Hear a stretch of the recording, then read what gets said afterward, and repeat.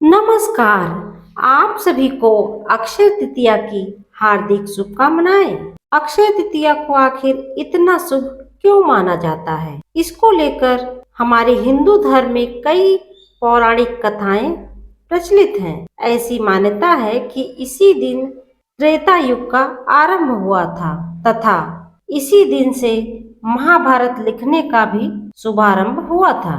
आज हम आपके लिए इस वीडियो में ऐसी ही 10 कहानियों के बारे में बताने जा रहे हैं जिनकी वजह से अक्षय तृतीया को सबसे शुभ तिथि माना जाता है। इस दिन कोई भी शुभ कार्य बिना पंचांग देखे और बिना मुहूर्त निकाले किया जा सकता है।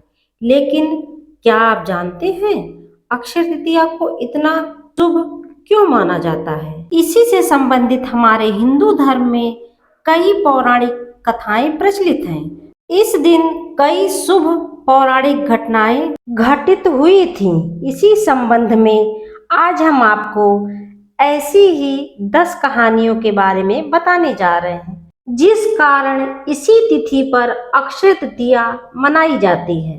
तो चलिए शुरू करते हैं। अक्षय तृतीया की पहली कहानी है त्रेता युग की शुरुआत। भविष्य पुराण के अनुसार अक्षय तृतीया को युगादि तिथि भी कहा जाता है, यानी इसी तिथि से ही त्रेता युग की शुरुआत हुई थी। दूसरी कहानी है महाभारत लिखने की शुरुआत।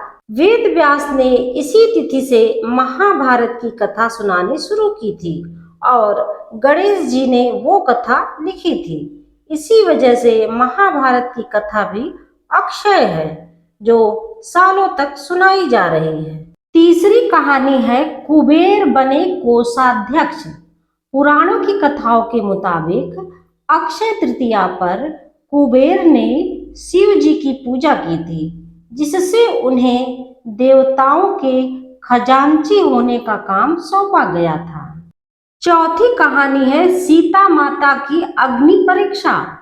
पद्म पुराण के अनुसार अक्षय तृतीया पर सीता माता की अग्नि परीक्षा हुई थी। वहीं स्कंद पुराण के अनुसार राम ने जब सीता का त्याग किया था और अग्नि परीक्षा के बाद वापस अपनाया था तो वो अक्षय तृतीया का ही दिन था।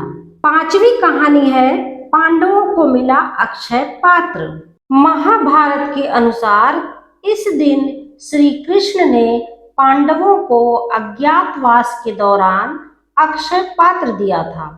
वो ऐसा बर्तन था जिसमें अन्न कभी खत्म नहीं हुआ और पांडव कभी भूखे नहीं रहे। छठवीं कहानी गंगा का अवतरण। इस दिन नारद पुराण के अनुसार तेज बहाव के साथ स्वर्ग से निकली गंगा को शिव जी ने अपनी जटा में रोक लिया था।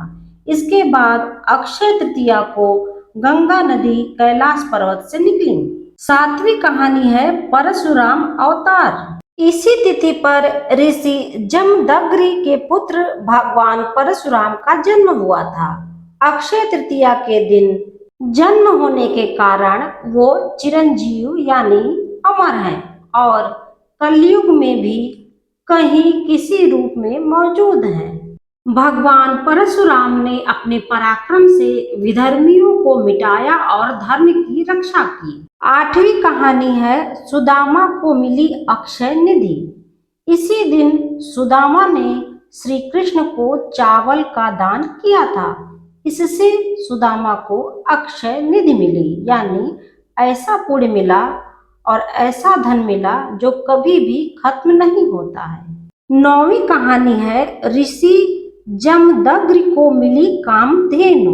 सहस्त्रार्जुन ने जमदग्नि ऋषि के आश्रम पर आक्रमण करके कामधेनु गाय छीन ली थी। इसके बाद परशुराम सहस्त्रार्जुन को हराकर हर इच्छा पूरी करने वाली कामधेनु गाय अपने आश्रम में ले आए थे। 10वीं कहानी तीर्थंकर ऋषभदेव ने पूरा किया उपवास। जैन धर्म के 24वें तीर्थंकरों में से पहले भगवान ऋषभदेव ने साल भर तक उपवास रखने के बाद अक्षय तृतीया पर गन्ने का जूस पीकर उपवास तोड़ा था। इसी तिथि पर भगवान के 3 अवतार हुए, इसीलिए इस तिथि को तृतीया कहा जाता है। ये 3 अवतार हैं, पहला भगवान परशुराम और दूसरा नर नारायण प्रकट हुए थे। इन्होंने संसार को तपस्या करना सिखाया। इसी दिन भगवान ने घोड़े और इंसान दोनों के रूप में हयग्रीव अवतार लिया था। इस रूप में भगवान ने राक्षसों को मारकर वेदों की रक्षा की थी। तो ये थी अक्षय तृतीया से जुड़ी कहानियां, जिस कारण इस तिथि को अक्षय तृतीया के रूप में मनाया जाता है तथा इस तिथि को सबसे शुभ तिथि माना जाता है।